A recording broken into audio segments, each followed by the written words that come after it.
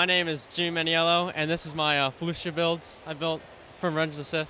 Take us through, first starting with the landscaping, because that's certainly what stands out when you first walk up to this build. Yes, I was thinking like some flower pieces, so I used like with these 2x4s, and then I put flex tube in the middle to get them to bend better.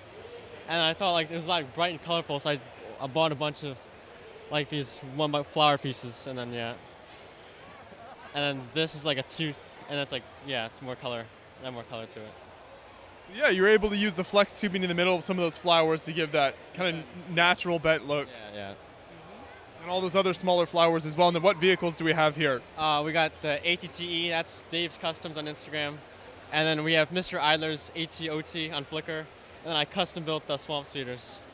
Okay. So those look fantastic. What about the minifigures inside? Oh, the minifigures are decaled A figures. I did them all myself. And then all the ones in the ATOT and the vehicles have Clone Wars custom helmets, and the ones on the grounds are decaled my helmets myself. So yeah.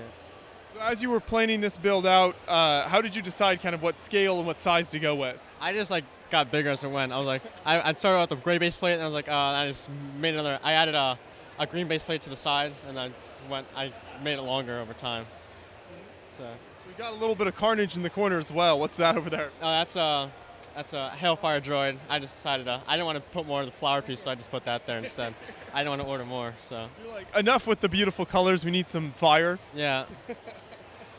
So yeah, this whole display looks really nice. For the vehicles, were those difficult to build at all, or how did those come together for you? They were easy. I just followed the instructions, really. Yeah. And it took me a day to design the swamp speeders and build them, so it was fun, yeah. And for the colorful flower elements, you got a lot of these in very big quantities. Where did you source those from? Bricklink. I was buying them in like the thousands. Buying them in the thousands.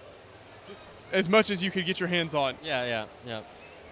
So then when you transported this to the show, what was that process like? I just took all the flower pieces, all the blue, the vehicles, and then they're all pinned together by Technic pieces, so I just took them all apart like that.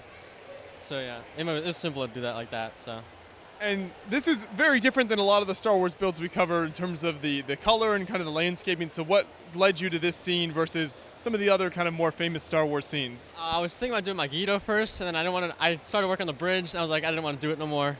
So I decided like, let's do some color, and I did this instead of doing that. It was fun. Do you have any plans to expand on this planet or go in a different direction with other builds? I was going to probably keep this together built and then probably go to Kashyyyk Mach, do Kashyyyk for next year. That's what I was thinking.